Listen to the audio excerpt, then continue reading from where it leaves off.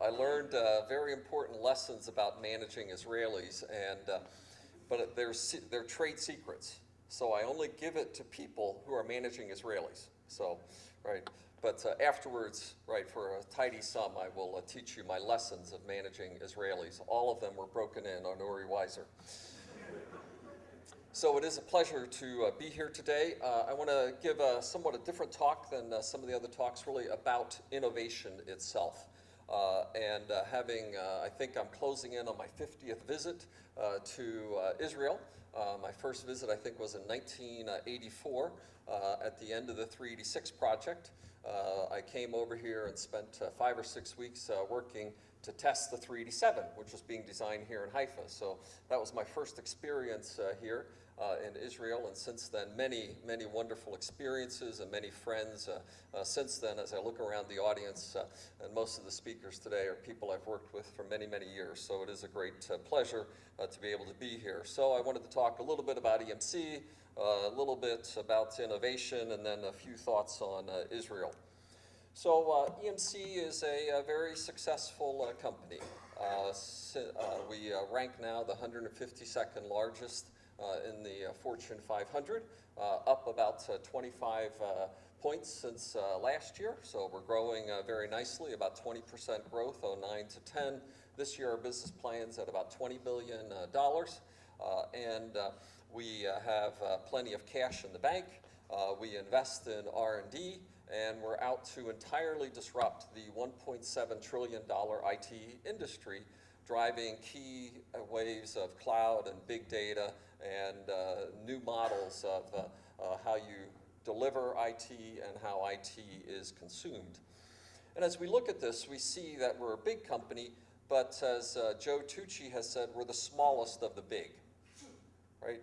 You know, you look at the companies that we see are competing for leadership of the IT industry are companies like IBM, $100 billion in revenue, HP, $130 billion in revenue, and those are the companies that we see that we're competing with. So we have to be nimble, fast, and most importantly, innovative as we go look to the future.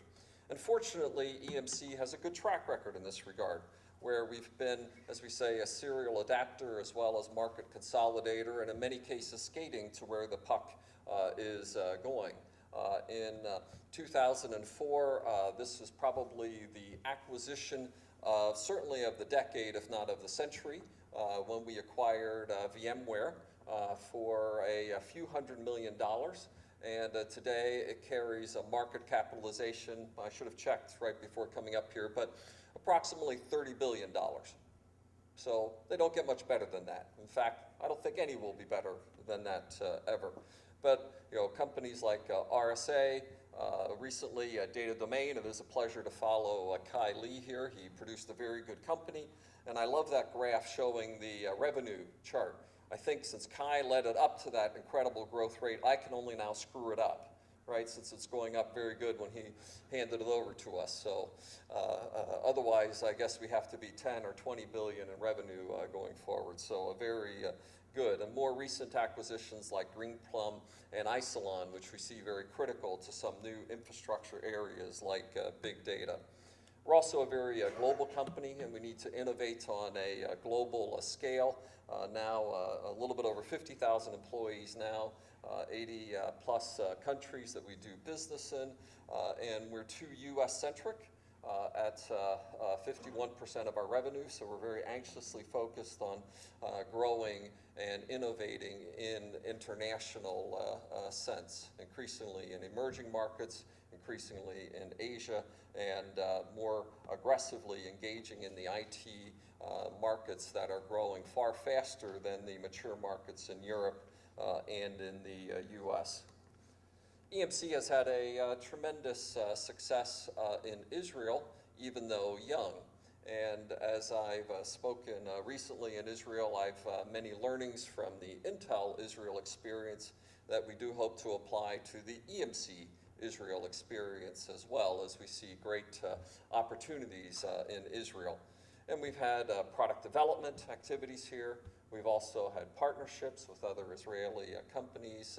We've focused on developing key domains of expertise here, and what we call business-driven innovation. And innovation is the topic that I want to spend the rest of my time really focusing on. And what is the nature of innovation, and how do we as companies, and we as researchers, and we as startups innovate? And what is the nature of innovation, and how is there repeatable recipes that we can see from the history of innovation? As we come out of this period of deep and global disruption with our economic meltdown, we see that there is an incredible focus resuming on innovation. And a recent study by GE, right, has shown that 95% of companies say that this is the main lever for them to have a more competitive national economy. 88% innovation is the best way to create jobs as well. 75% that innovation needs to be localized in the countries that they're operating in. And overall, we see that there is, on a national as well as international perspective, this belief that innovation is in fact the core to the future. In countries like Israel, where I don't know why it's the promised land, there's no frickin' resources here, right? There's no water, there's no oil, there's nothing. But the thing, yeah, isn't that terrible, right? Right. Why did God call it the promised land? I still haven't figured that out. And I think part of the reason is that he deprived you of everything else, so that the only thing you had left was your innovation, right, and your innovative spirit. And fundamentally, as we look forward to this environment, right, where, right, we are connected and innovation and everything is equal, right, the intellectual capital becomes the most powerful economic resource that any nation, any people group has. So maximizing how innovation is done and maximizing the use of that innovative resource becomes a national priority for every nation upon the earth today. As we come out of the great economic crisis, we see that there's a renewed focus on innovation.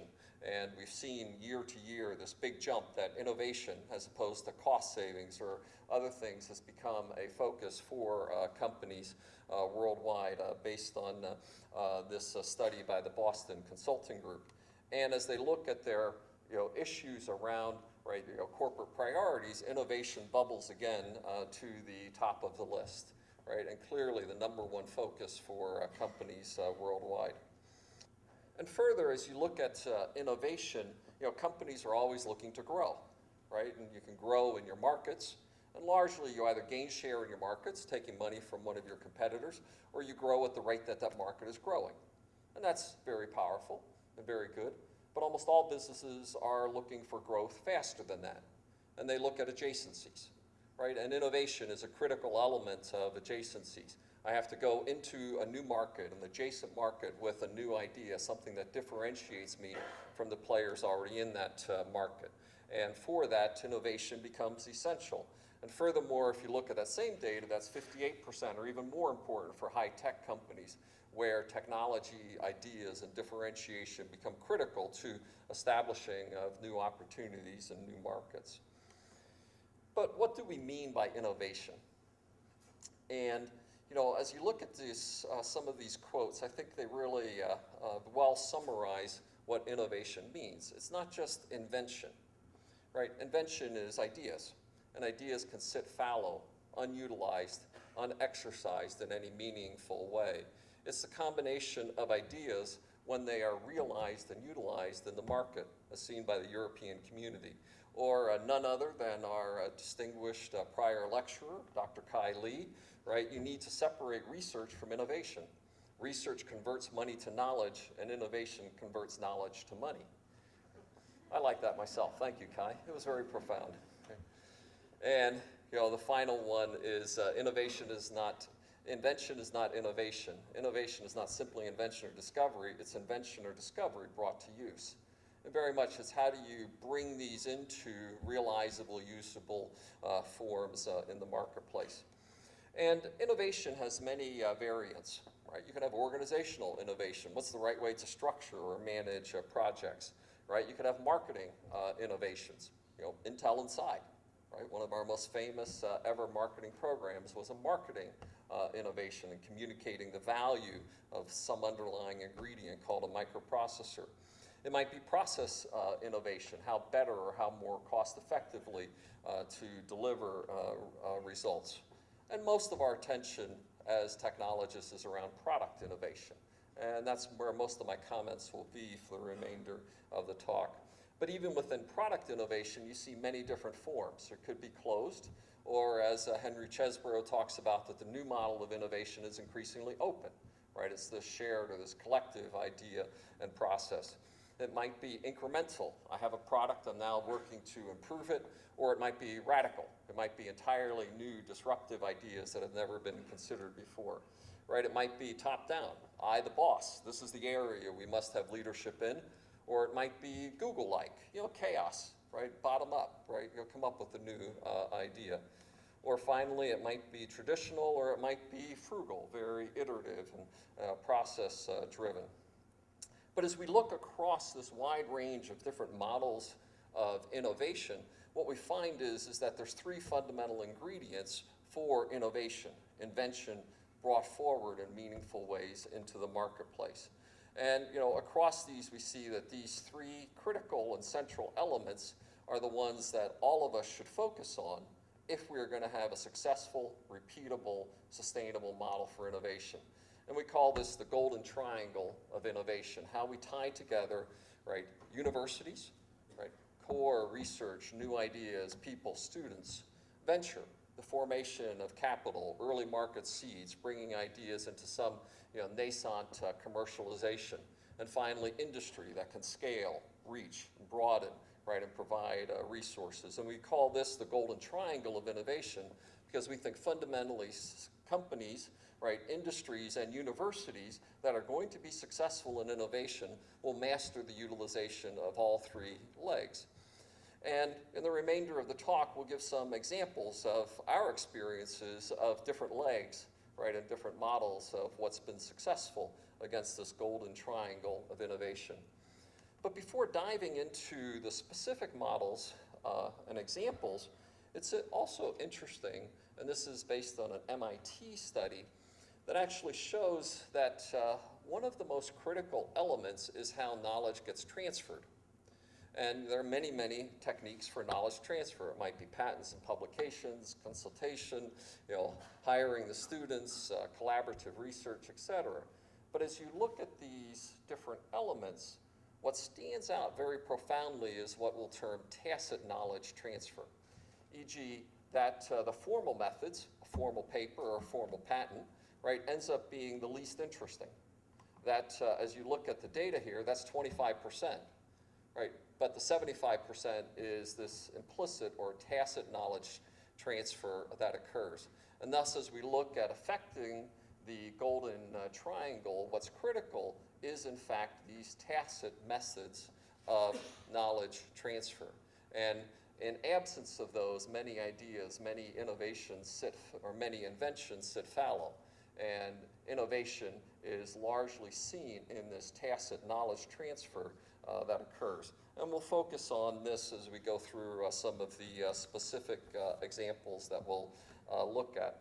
So if we look then at this tacit knowledge transfer process, right, and the methods used between the different points of the triangle, and from university to venture, it might be in university spin-outs, or it might be in incubation or IP licensing, might be some of the means that occur for a university to transfer tacit knowledge into a venture. From venture to industry, it might be through acquisition and maintaining of the management team, the leadership team as part of that, or corporate participating in that through venture capital. Or for a university to industry, it might be in collaboration, right, and other consultation or hiring of key students or faculty in that process. And as we see, right, this model being successful over many examples, focusing on these tacit knowledge transfer mechanisms becomes the heart of successful innovation. So some specific examples that would look at specifically in our corporate experience. The first of which we'll look at is Rainfinity.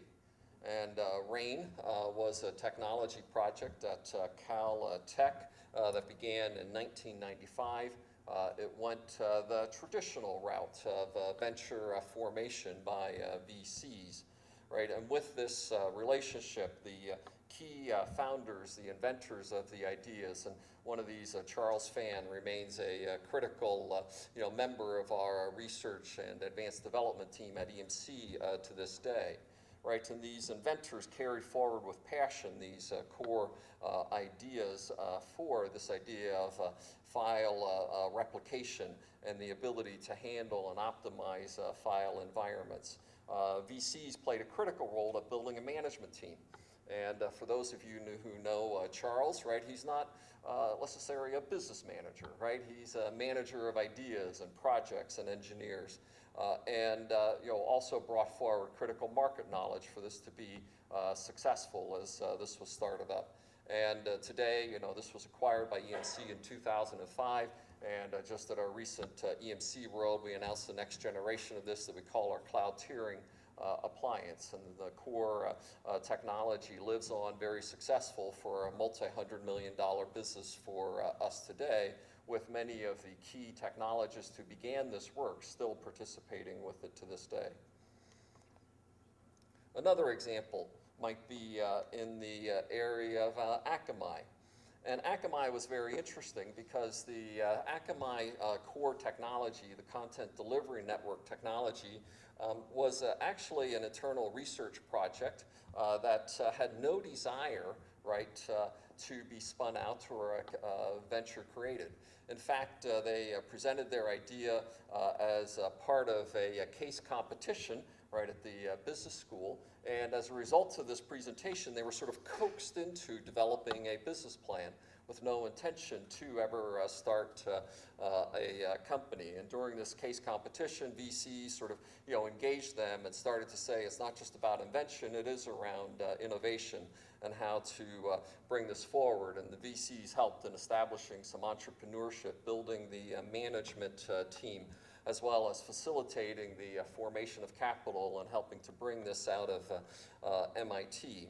And in this case, we particularly like this example at EMC because Paul Sagan, the current president and CEO of Akamai, is one of our board members. So, right, Paul's not here in the audience, but I want to make sure that all of you reflect to him, if you see him, that I said very nice things about him as one of our board members.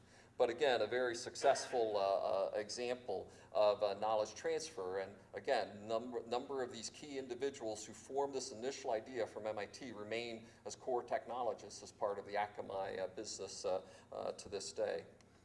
Another example is Yada Yada, and maybe this is one not as familiar to many of you, but it was a core technology developed at the University of Alberta in Edmonton, Canada. And with it was this idea of being able to cache large volumes of data over distance and the key protocols around this technology area. With this technology area, they formed a company. They actually acquired quite a bit of venture capital, 150 million plus of venture capital. We're working to get a successful company formed, and then the economic crisis hits, and boom, the company is about ready to go bankrupt at the time, and EMC acquired or came in as a corporate investor, seeing the value in the core underlying intellectual property that was there, right, to really salvage this from the failed heap where most venture startups go. Today, this forms the basis of our vPlex product line, a critical technology for we see of cloud computing of the future, the ability to create active data centers over distance, right? You can cache and move small amounts of data, but what do you want to do when you want to be able to share terabytes or petabytes of data over distance? And a critical technology for our view of delivering cloud computing for the future.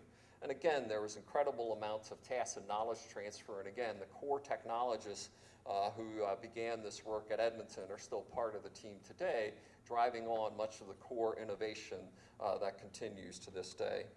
Another example is from university to industry, right? And this was RSA, the core cryptography work at MIT that began in 1977, right? The company was formed, and with it, this was, let's say, before venture capital was in vogue, and certainly not yet in vogue in the Boston area, and thus the inventors needed to continue to embryonically develop much of this core technology, and angel investors brought business experience to the ideas, and there's continuing, and early technology in this space was very raw, and what the commercialization models would be, right, for it were very ill-formed and required significant work over multiple generations.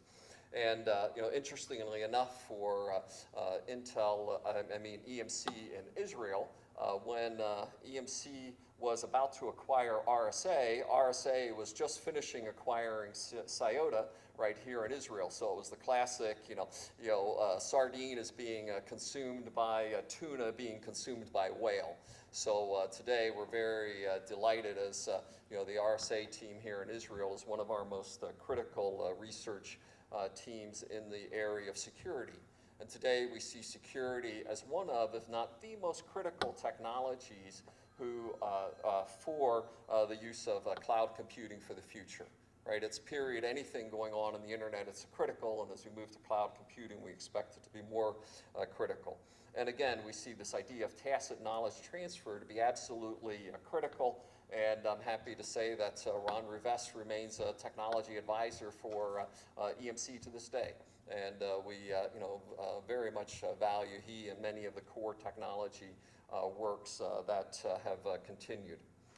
And a final example in university industry collaboration, and none other than my dear friend Avinoam Kolodny and I published a paper with some additional co-authors recently on some of the work that Intel and UC Berkeley did. And the objective that we started with in this case was a commercialization of synthesis technologies to be applied to microprocessor development. Something that at this point in time today we look at as very mundane, and at the time where we were first trying to do this, this was radical and unexpected, if not seen as impossible. And in collaboration with the University of Berkeley, and as a former cardinal, right, at Stanford, this was very hard for me to be really embracing of our Berkeley counterparts, but we overcame any religious biases and we engaged them fully, and Alberto Sangiovanni Vincentelli, as well as the design team, as well as the CAD team from Avinoam and others, were able to forge some of the core technologies and the commercialization, right, of them directly into the synthesis and CAD systems that were used at Intel at the time. And this partnership with UC Berkeley continued on for at least a decade past this initial work that we did as one of, I think, the most productive university to industry collaborations that I'm aware of anywhere in the world. And in all of these cases, we see this idea of industry with university with venture playing a very central role. And as the industry, right, looks to the forward, we see that in a world where there's so much pressure on governments, and governments, by the way, are the #1 funders, right? Some 70% of all university research funding is government driven on a global basis. And right, as we see so many nation states under such pressure, right, what is drying up, right, is research funding. Right, it's one of the sources that becomes more precious. And we're seeing in response to this, and for companies we see as very incredibly important, is the increasing investment into university research funding. And as seen by the data here, this relationship is increasing globally, 6% or so of funding in the US. In Israel, you're obviously better, right, than the United States in this regard. You're almost at 8%. Right, and I expect that that will remain a critical and increasing aspect going forward. As we look to Israel, right, we see what we like to refer to as the startup nation, and a nation of individuals who are passionate, committed, innovators, and survivors. When I spoke at the conference last year, the startup conference, HTIA, I was just stunned when you looked at the data that Israel is the second largest VC community on the planet, right? That's bigger than China, Germany, France, UK, right? Economies that are just dramatically bigger than Israel. So, just quite stunning. And of course, the per capita then number is, off the charts.